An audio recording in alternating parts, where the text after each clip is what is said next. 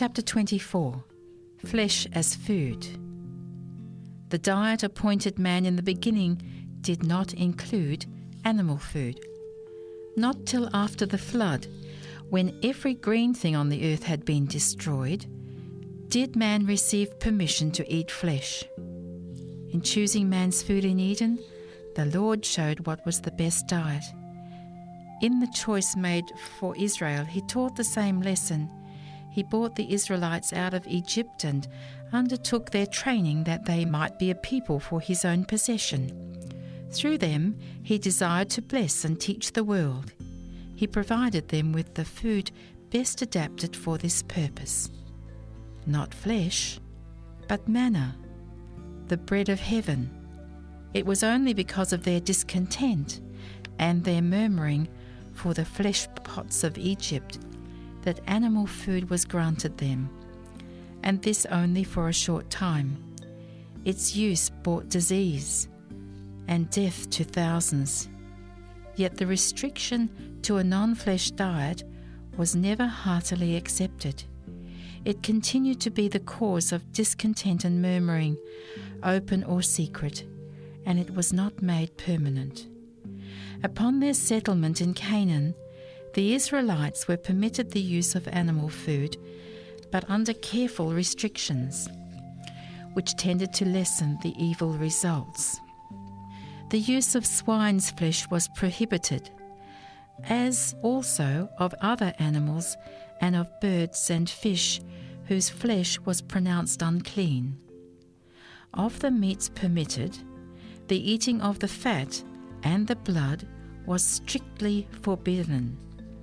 Only such animals could be used for food as were in good condition. No creature that was torn, that had died of itself, or from which the blood had not been fully drained could be used as food. By departing from the plan divinely appointed for their diet, the Israelites suffered great loss. They desired a flesh diet, and they reaped its results. They did not reach God's ideal of character or fulfill his purpose. The Lord gave them their request, but sent leanness into their soul. Psalms 106, verse 15. They valued the earthly above the spiritual, and the sacred preeminence, which was his purpose for them, they did not attain. Subheading: Reasons for discarding flesh foods.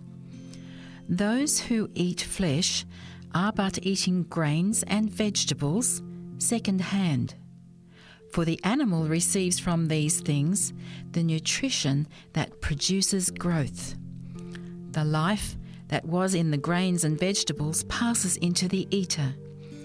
We receive it by eating the flesh of the animal. How much better to get it direct by eating the food that God provided for our use. Flesh was never the best food, but its use is now doubly objectionable since disease in animals is so rapidly increasing.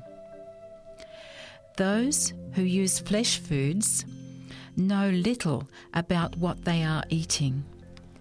Often, if they could see the animals when living and know the quality of the meat they eat, they would turn from it with loathing.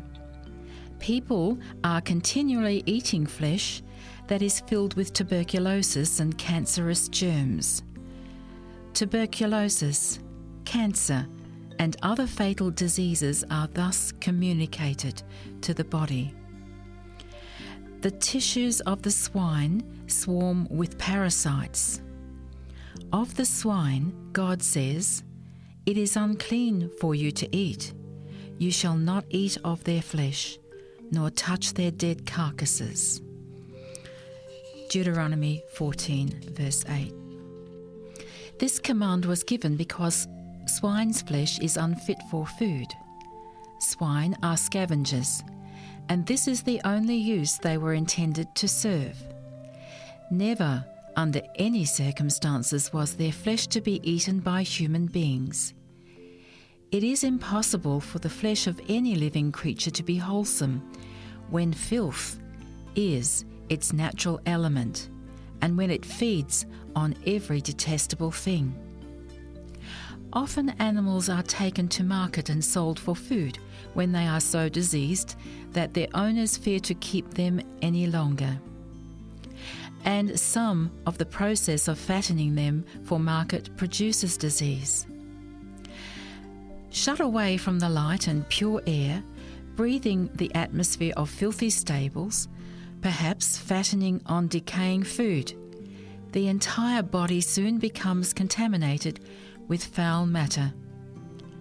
Animals are often transported long distances and subjected to great suffering in reaching a market.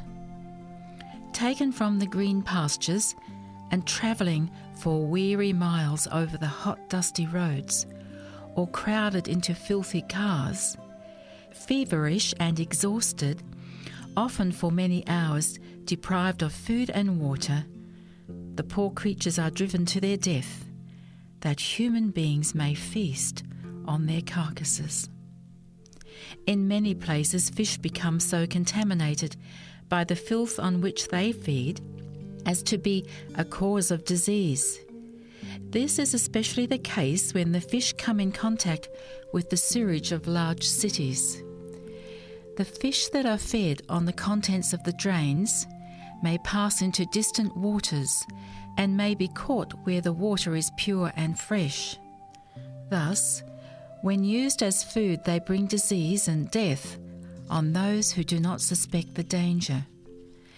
The effects of the flesh diet may not be immediately realized, but this is no evidence that it is not harmful. Few can be made to believe that it is the meat they have eaten which has poisoned their blood and caused their suffering. Many die of diseases wholly due to meat eating, while the real cause is not suspected by themselves or by others. The moral evils of a flesh diet are not less marked than are the physical ones. Flesh food is injurious to health, and whatever affects the body has a corresponding effect on the mind and the soul. Think of the cruelty to animals that meat eating involves, and its effects on those who inflict and those who behold it. How it destroys the tenderness with which we should regard these creatures of God. The intelligence displayed by many dumb animals approaches so closely to human intelligence that it is a mystery. The animals see and hear and love and fear and suffer. They use their organs more faithfully than many human beings use theirs. They manifest sympathy and tenderness toward their companions in suffering.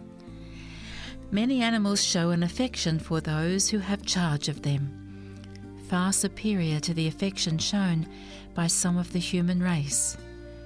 They form attachments for man which are not broken without great suffering to them. What man with a human heart who has ever cared for domestic animals could look into their eyes, so full of confidence and affection, and willingly give them over to the butcher's knife? How could he devour their flesh as a sweet morsel? It is a mistake to suppose that muscular strength depends on the use of animal food. The needs of the system can be better supplied and more vigorous health can be enjoyed without its use. The grains with fruits, nuts and vegetables contain all the nutritive properties necessary to make good blood. These elements are not so well or so fully supplied by a flesh diet. Had the use of flesh been essential to health and strength, animal food would have been included in the diet appointed man in the beginning. When the use of flesh food is discontinued, there is often a sense of weakness, a lack of vigour. Many urge this as evidence that the flesh food is essential.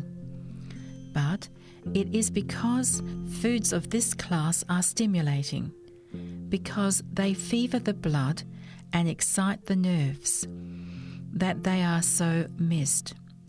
Some will find it, as difficult to leave off flesh eating as it is for the drunkard to give up his dram. But they will be better for the change. When flesh food is discarded, its place should be supplied with a variety of grains, nuts, vegetables and fruits that will be both nourishing and appetizing. This is especially necessary in the case of those who are weak or who are taxed with continuous labour. In some countries, where poverty abounds, flesh is the cheapest food.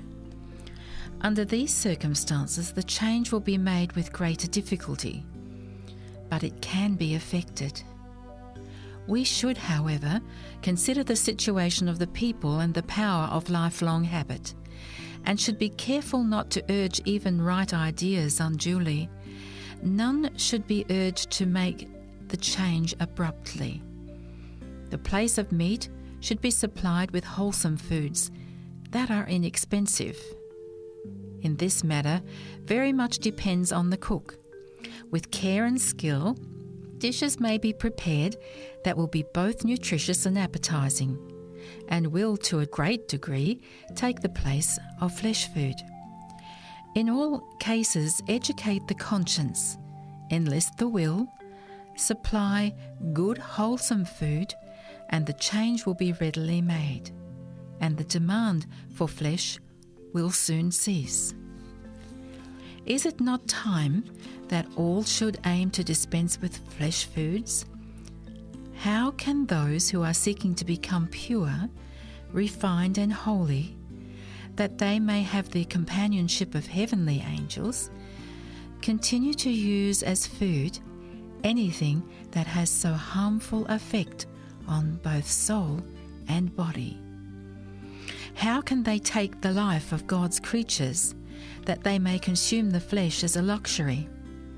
Let them rather return to the wholesome and delicious food given to man in the beginning, and themselves practice and teach their children to practice mercy towards the dumb creatures that God has made and has placed under our dominion.